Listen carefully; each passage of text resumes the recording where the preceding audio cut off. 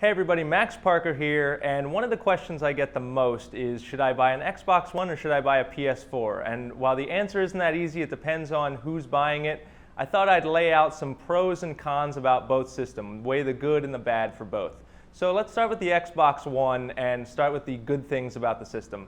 First are the voice controls for the Xbox One. Now the Kinect, the motion sensing, voice recognizing camera is all but dead. There wasn't a lot of support for it for games or anything with the system, but it remains the easiest way to navigate the system. You can just go to an app, say Xbox go to Netflix or Xbox play a game, and it'll go right to that, and it is the easiest way to navigate the system. So while the Kinect is pretty much dead, it's still a good feature for the Xbox One.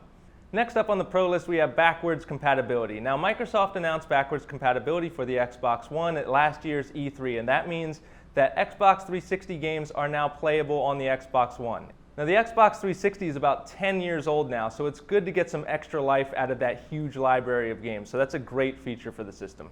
Next up, we have video apps. So the Xbox One is the best system you can buy for a TV lover. It has an impressive suite of video apps from FX, Fox, Showtime, Starz, of course HBO, and many others. So it is the best system you can get for those long binging sessions if you're a big TV fan.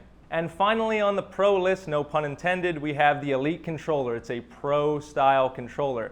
Microsoft got into the business of manufacturing a pro style controller because esports and competitive gaming are big business. It's $150 for that controller, so it's not cheap, but it is the best controller money can buy. It is sturdy, solid, has a lot of great features, and it's just an all-around great controller.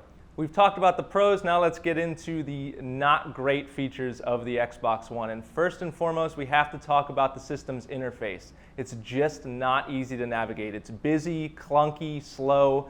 Now, there have been a lot of updates that have improved how the system navigates and how the system works based on its operating system, but it's just not great compared to the PS4. It's not fast, which is why I said voice commands are still the best way to navigate the system. Next up, we have Twitch streaming. Now, the system does have Twitch streaming built into it, but right now, you can't hear a party chat. So if you're streaming with party chat, you won't be able to hear your friends' voices. Now, that is a feature that's in testing now that will come later, but it's not a feature quite yet. But it will really improve the experience for Twitch viewing and Twitch streaming on the system. Next up, we have inconsistent cloud uploads. Now, that's getting a little technical, but let me explain that. So the system does have the ability to capture video and screenshots, but in order to share those, that footage has to be uploaded to the Microsoft Cloud first, which happens automatically by the system. Now, you can't do anything with the footage until that cloud upload happens, and sometimes it just doesn't happen. So you're sitting with game footage that you just can't do anything with. So I wish that you would just be able to share your footage as soon as you capture it on the Xbox One.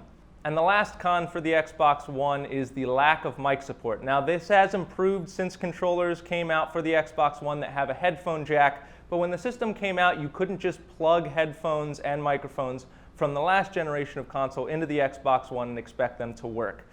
Xbox One is a bit of a closed system. You can't just plug any mic in and expect it to work. Now, like I said, that is improving as the system gets older, but it's still a bit of a pain for the Xbox One.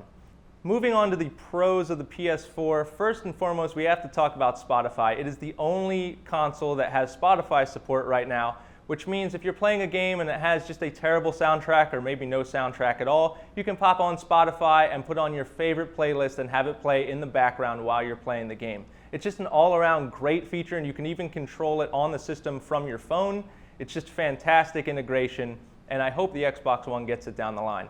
Next on the pro list for the PS4, we have the share button. The share button was probably the most forward-thinking feature of this entire console generation.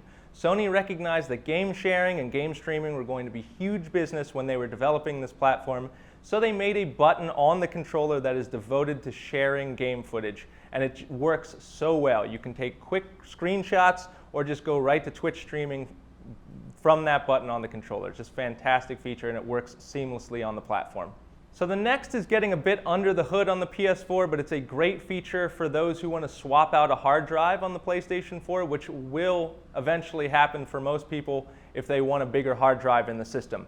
It's the backup and restore feature. You can just take everything that's on a hard drive from the system and put it on an external hard drive so you can save that data and don't have to re-download everything. It's great that they added post-launch. It wasn't there when the PS4 launched, but it's there now and continues to be a great feature for those who want a bigger hard drive from the system.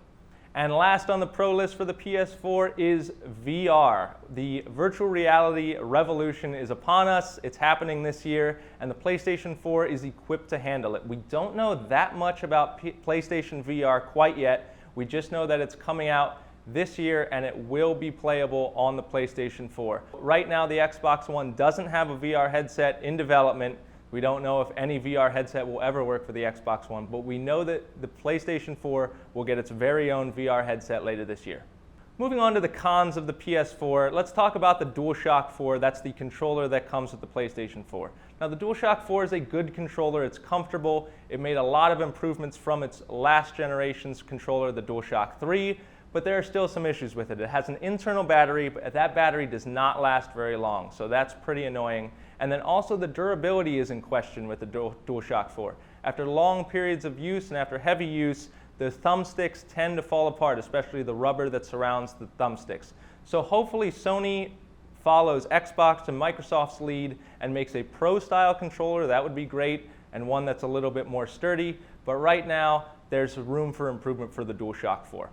Next up on the con list, we have USB port placement. I don't know why there's not a USB port on the rear of the PlayStation 4. There's just 2 ports on the front, and to make it worse, not all USBs fit into those ports just because of how the system's designed. If you have a thicker USB drive or a cord that's a little thicker on the end, it's not going to fit in that USB enclosure, which is pretty annoying. The Xbox has a USB port on the back. The PS4 would benefit from one of its own.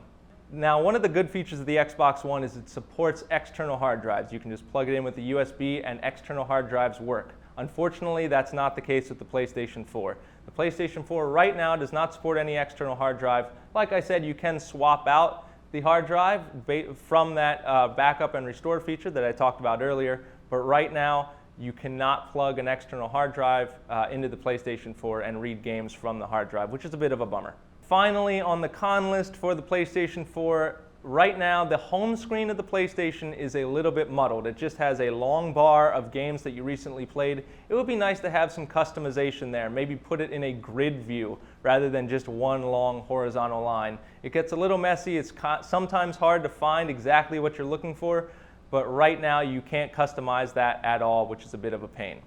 So there you have it. That is the pros and cons list of both the Xbox One and PS4, and hopefully that gave you some more information if you're considering buying one of those 2 systems. So for all the latest video game news, reviews, opinions, be sure to follow me on Twitter at GameGuyPGH, and keep it locked to the Post-Gazette.com for all the latest Pittsburgh happenings.